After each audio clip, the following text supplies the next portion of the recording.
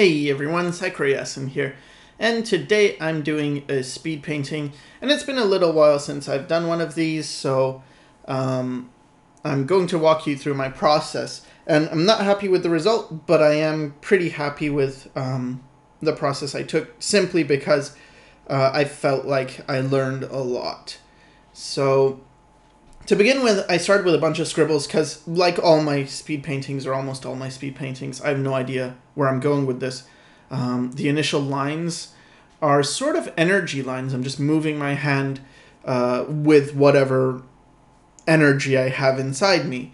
And I'm hoping to create a mess that I can start to see something in, and also create somewhat of a composition. Now, in this particular speed painting, what I decided is I would just use every tool at my disposal that I could think of with this digital medium. So this is very catered to digital. This isn't something that would easily translate to traditional.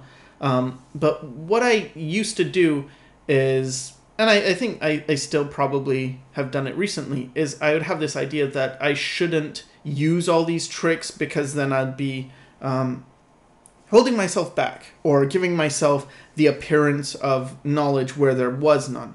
I would sort of be polishing a turd. And this time I thought, well, okay, throw that idea out the window and see what happens if you do this. So you will see a lot of me changing things, transforming things. I changed the canvas size. And the reason I did is I felt it was a good composition with just the girl in the old framing.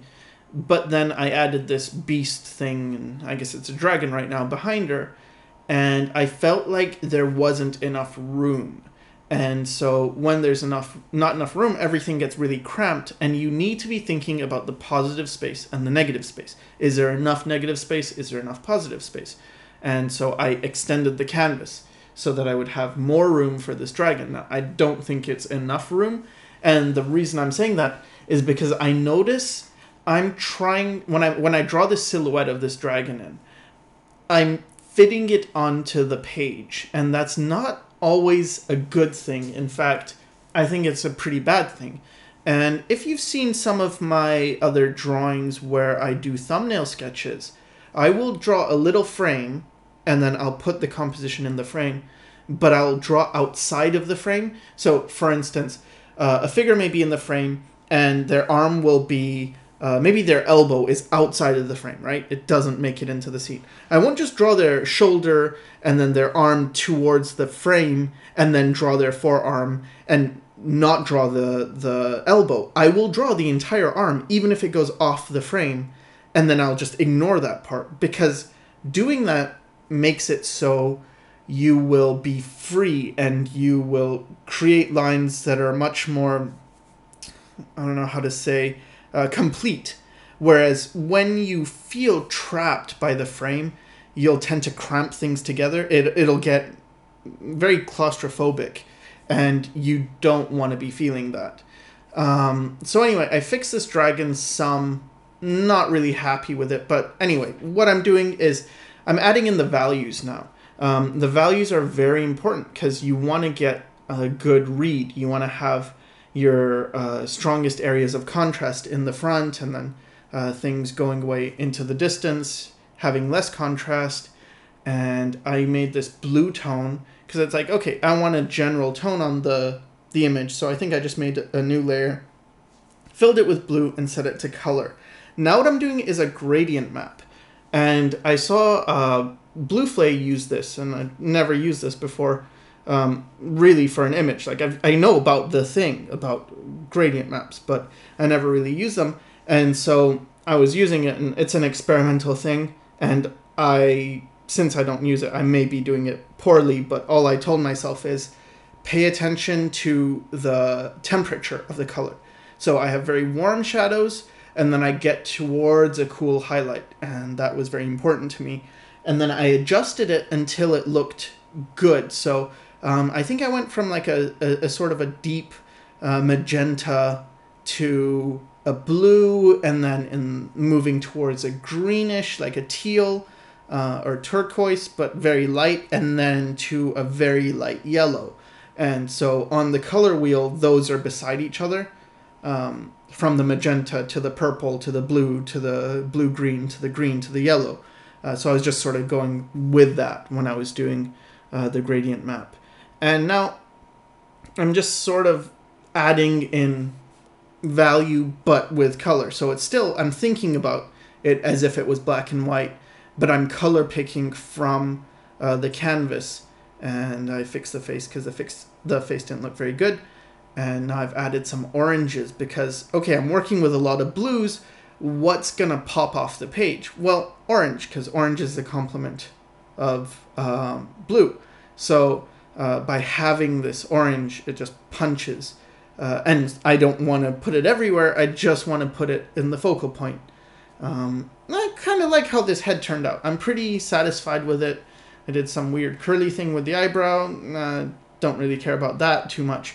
But for right now, for the girl, I think she looks really cool.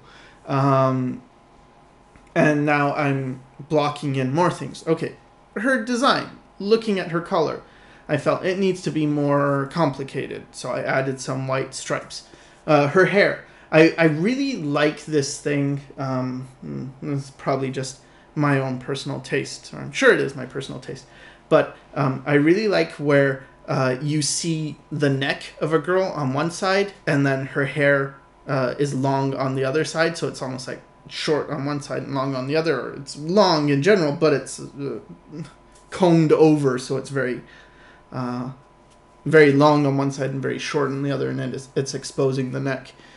And what was important with her was keeping the skin feeling like skin and keeping it very soft and having color transitions, because I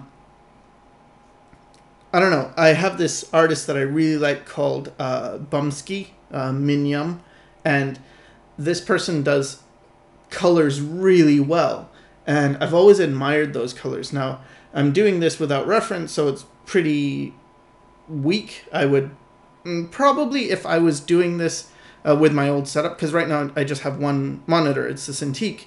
But before I had two monitors, and what I might have done is put images of Bumsky on the second monitor, because not for copying it, but just inspiration of like, these are what good colors, or in my opinion, what good colors look like, what colors I like are. And so how do I just, I don't know, not make it look like that, but just have it with that feeling.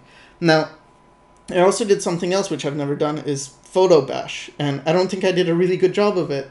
All I wanted to do was get some texture on the page, some grit, and I've seen people use photos to get this effect, and so I put it on there, but I pretty much painted over it already, and so I guess that's not good, but yeah, it was nice while it lasted. I'll probably throw in some more later. And now I'm working on this dragon because I wanted to make it have more sense to it, because it's doing this thing. I thought, okay, so maybe it's got wings out. And the other thing I wanted to do was get rid of, like, I had a moon or a sun there, and I actually really liked it. And I've been experimenting with the smudge tool in this video as well. I never used a smudge tool before, and in this video I'm like, okay, let's try the smudge tool. And so I saw this moon or sun thing was really not making sense where it was, because it was in a place, but the lighting in the scene wasn't like, it wasn't being affected by that moon or sun as a light source. So I had to get rid of it because it didn't make sense. And here's something that, like, this stage is where you're trying to fix things, right? So you can notice that there's a big change in the energy from when I looked at the girl initially and it was just blue, and I put in the first marks of the orange around her eyes and her lips. It still felt really cool to me and very fresh. And the more I work on this, the more I render it, the more dead it feels. And this is something that's always plagued me. It's this feeling that the more you work on a piece, the more you're killing it. The more you polish something, the more it loses energy. And I still feel this way. Even when I look at very good artists, like when I look at comic book work, and I look at the pencils of the comic book artists, I really like the pencils. But when I look at the inked versions or the colored versions, I tend to like them less. And now what I'm doing is experimenting with color balance and the hue and saturation and things.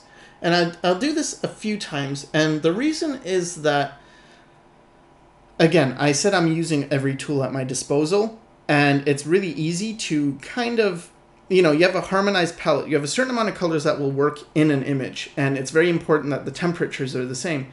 But it's also very easy to sort of get off that, like to put down the wrong color. And so the cheating way is to just, fix it with color balance, fix it with hue and saturation, make it work.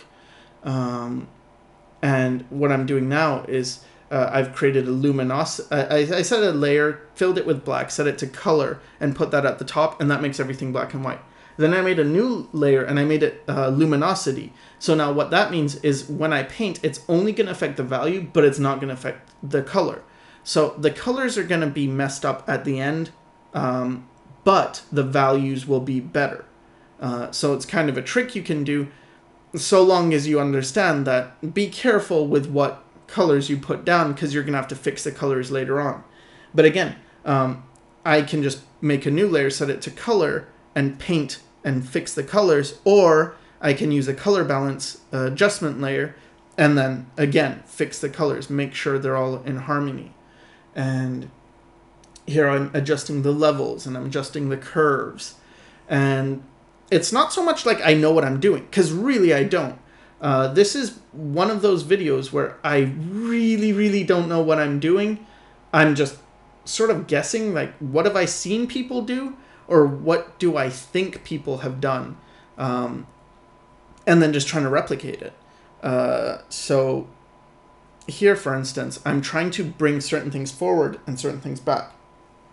So I'm using the lasso, and that's something I use anyway.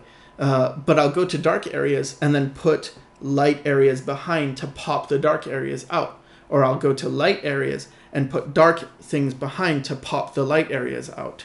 And it's a constant play between light and dark. You want your image to jump between light and dark and light and dark. And the more I'm working on the dragon thing, I kind of like certain parts of it. So the neck, I kind of like the texture of it, but not really. But it's okay. But I'm really disliking the face, the way it's going. It just doesn't feel cool.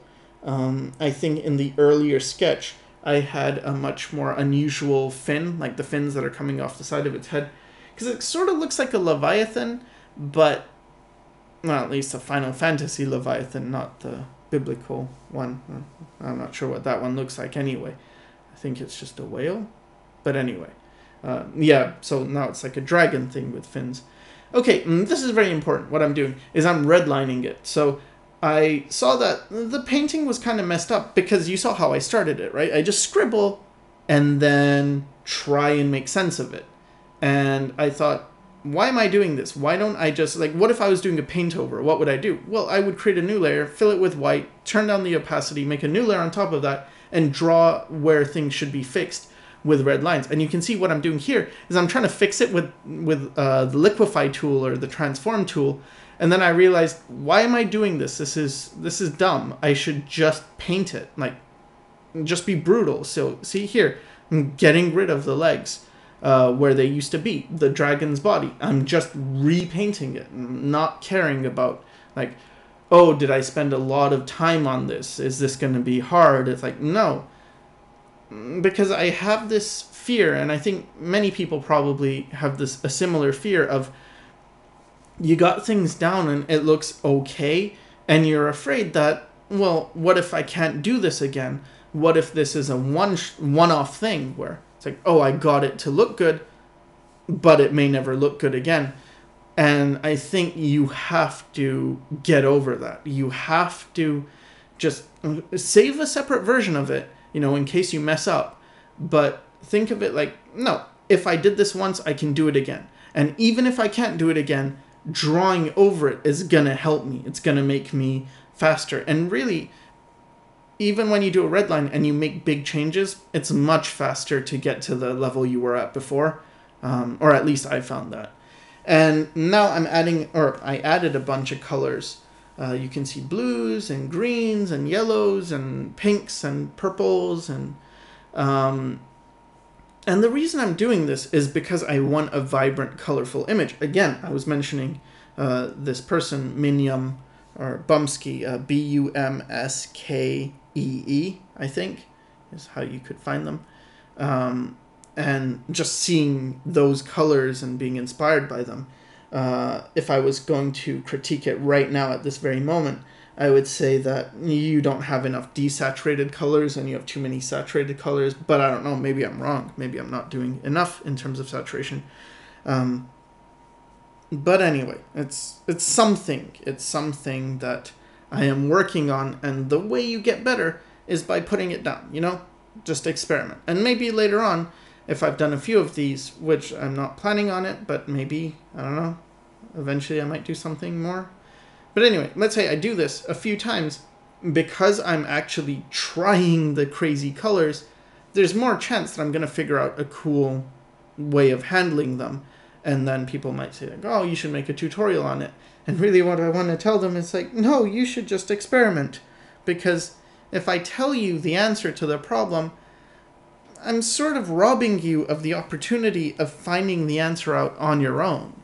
And maybe there is some logic to what I'm doing, but a lot of it isn't so much. It's more that you have to trust that within you, there's a part of you that already knows what looks right and what looks wrong. And I think of this as a subconscious. As an aside, I like the legs as they look right now, and I'm probably going to mess it up later. But right now they look pretty cool. But anyway, your subconscious knows what people look like because when you have dreams and you dream of people, they don't look weird. They don't look wonky. They look right. Or at least mine do. And so it's a case of, even though in my waking life I don't have a visual memory, I cannot remember people's faces. I have a lot of trouble. I can't visualize things in my head. I know that. Well, I can't in my conscious state, but unconsciously I can, because otherwise I wouldn't be able to have dreams with faces in them. And so it's like, okay, fine. A lot of what I'm doing is working on the left side of my brain, trying to understand, okay, what colors look good? What can I understand? But a great deal of it is also working on the right side of my brain. Just, and that's really, that really develops through experience and trial and error, trying something, failing, trying it again. And here, I was hating that dragon so much. Just, I did not like where it was going. And so I thought, okay, that felt cramped because I didn't give it enough room. And now what I'm going to do is I'm just going to screw the dragon. Fine, the dragon's bad. Well, what's the bravest thing you can do? Oh, destroy everything and start from scratch. And what am I going to lose from it? Because this isn't for a client, right? This is just for fun. So the only thing I will lose is time. But I gave myself more time for this. I think it ended up taking not 5 hours, maybe 4 hours and something. But yeah, about that much. And so I thought, okay, I'm going to really extend the canvas. Now, the problem with doing this is by extending it this much, the character who was the focal point now is very small. If you remember right in the beginning, this character took up most of the image. And now she's like not even halfway, or just halfway at her head, but her feet don't even go to the bottom of the page. So it's not even, she's not even half of the area of the total image. And then I thought, okay, so let me do this different dragon. And so I gave it a different shape, and I wanted to make it unique, but I wanted to maintain some of the things from the previous dragon. So it's like, I want to have those fins.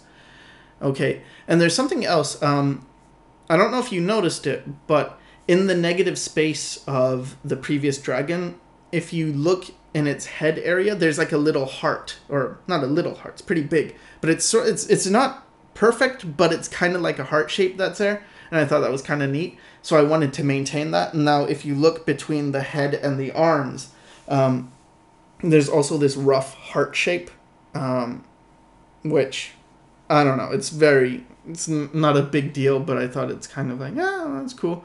Let's see if I can keep that.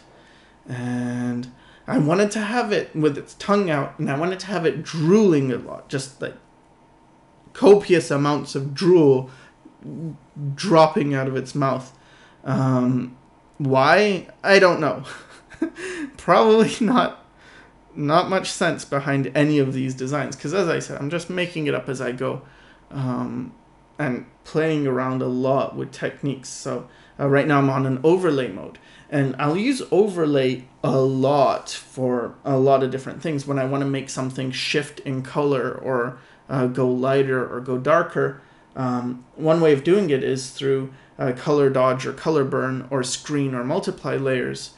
And I prefer just using overlay, because with screen, if you go dark, it's going to get lighter, and if you go light, it's going to get really light, and multiply is the opposite. But with overlay, you can go in either direction. And here I was working on the composition. Again, I felt it was getting too desaturated, and I wanted more color, more life in this image. And so right now it looks pretty much like a rainbow. You got all the colors of the rainbow in there. And I'm also thinking about, so right now I'm using the Smudge Tool. I'm thinking about the brush strokes a lot more. Here again, I'm adding some photo reference just to get a texture down. It's not so much for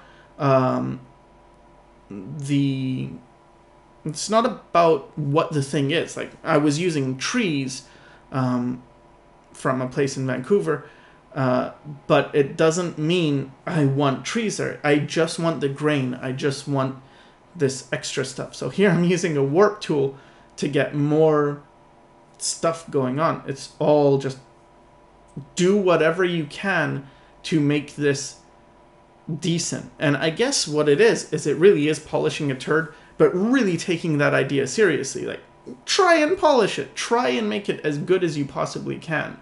And again, I don't think I came up with a good result, but I did learn a lot. And you'll notice that in the layers, I actually kept the texture.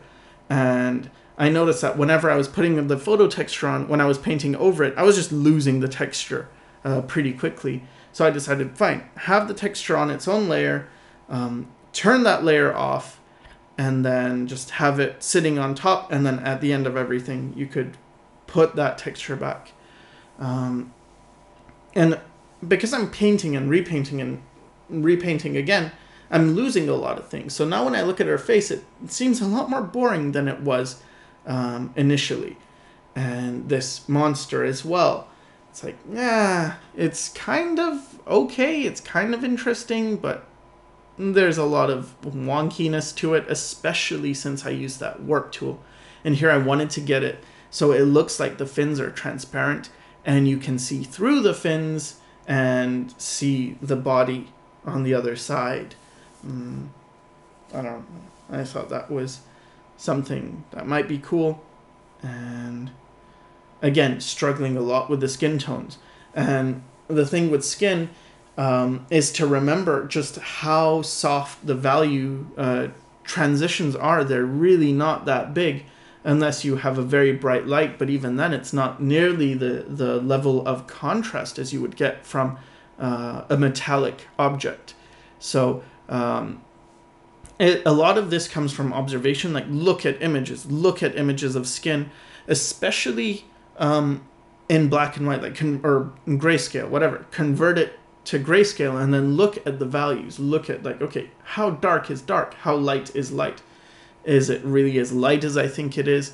Or is it really as dark as I think it is? And I think one of the most common problems when I see people draw skin, and I have this too, is they make the light areas too light, and they make the dark areas too dark, and they make the transitions, the midtones, too much of a change between the light and the dark, where there's many steps in between. I don't know if that's making sense. But anyway, the idea is really study photos of skin, and real life is better, but photos are fine because it's hard to see black and white in real life. But anyway, okay, so correcting the scythe thing and adding color, taking away color, playing with things. Like I'm looking at the background and I'm thinking, okay, I added a bunch of brush strokes because I'm using a bunch of custom brushes. That's another thing I don't use is custom brushes, but I've downloaded so many custom brushes and I've just never used them. And I thought, why don't I just try it? So I put that down, but then I noticed the texture in the background was making the image look very flat. And so I needed to kill some of that texture. And then what I just did is I used a photo filter and I used a cooling filter to harmonize the color again. It's just constantly doing this. The colors, I'm adding more colors. Oh no, they're getting out of harmony. Okay, do something to harmonize it. So either color balance or in this case, the photo filter. And basically it's just taking like a blue, in this case a blue, and it's making every color add a bit of blue in it. And if you're a traditional painter, you might be familiar with this technique. Some traditional oil painters do it, and what they do is, or acrylic painters as well, I imagine. What you do is, let's say you want your painting to have a blue tone, you will mix a little, let's say, ultramarine blue, like a tiny amount of ultramarine blue into every other color you're going to use before you start painting. So all the colors, like the yellow has a little blue in it, the green has a little blue in it, the red has a little blue in it, the white, yeah, I guess the white wouldn't have a little blue in it, but maybe, yeah, sure, maybe the white has a little blue in it. And so when you paint with these colors, they're all going to be in harmony. They're all going to have a blue harmony to them. So this is what I'm doing. And I'm also thinking about saturation. I'm thinking like, okay, I want it to be colorful, but in order to be really colorful, it can't be too colorful. So what that means is, in order for something to appear light, for instance, how do you make something look light? Well, you don't make everything around it light, because then it's light on light, which doesn't look light. You need to put dark. Like, when does a candle shine the brightest? In a dark room. Because you focus on that candle. It's like, whoa, that candle's so bright. But put it in daylight, and suddenly it starts to lose that. And it's the same thing with color. How do colors shine? Well, they shine when there's not that much color and you have areas of intense color, but most of the other areas have very desaturated colors. So although this may look quite colorful, the colors are still very desaturated. There's only a few areas where it's actually really saturated, one being the tongue of this monster thing is saturated. Another thing I was trying to do is add texture to this monster. So you can see on the tips of its fins and also on its arms, I added these scales and just these black dots. And I thought, no, cool. Adding more information makes it feel like it's more real. A problem I've always had, and I still have, is presentation and making things look complete, making it look like this is a finished image. I'm pretty okay at the first stage, which is just the sketch, getting a sketch down, making the sketch look okay, but getting it to that final level of polish has always been hard for me, and the reason is I just don't care. I don't care about things looking finished. All I care about is the rough idea. If it's a rough sketch, I don't mind. That's cool to me. But I know a lot of people prefer the very polished and refined things. So, yeah. Pretty much nearing the end now. I'm trying some subtle adjustments, and again another photo filter, this time with purples, playing around with curves again, seeing if I can make things more interesting, and adding just every different kind of layer type I could think of. Here's a color burn, and I'm just erasing where the lights would be,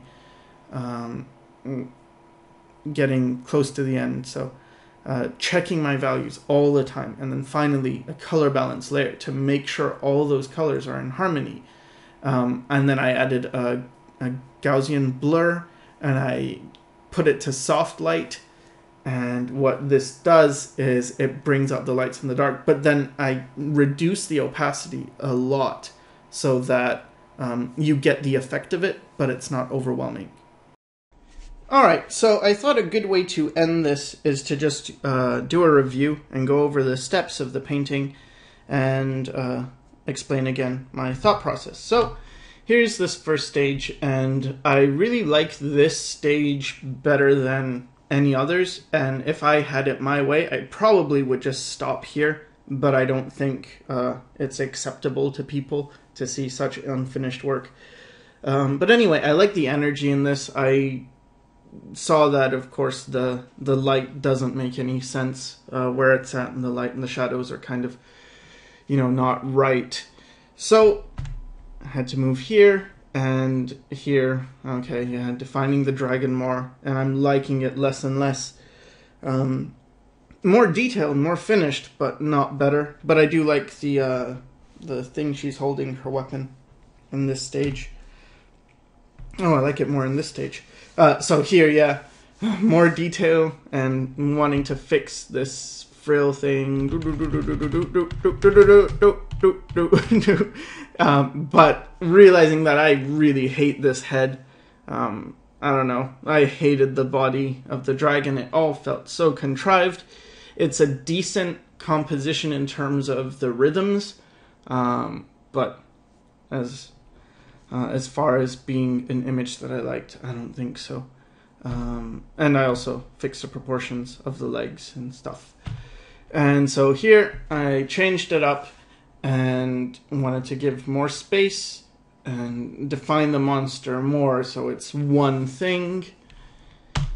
And here I cropped it so that we're closer in, but I needed the space so that when you have more space, you are not limiting yourself. You're drawing as you should, very free, and then it's better to frame it smaller after the fact.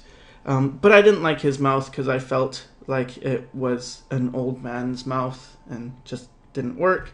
So here I fixed that and added some details and pretty much almost done.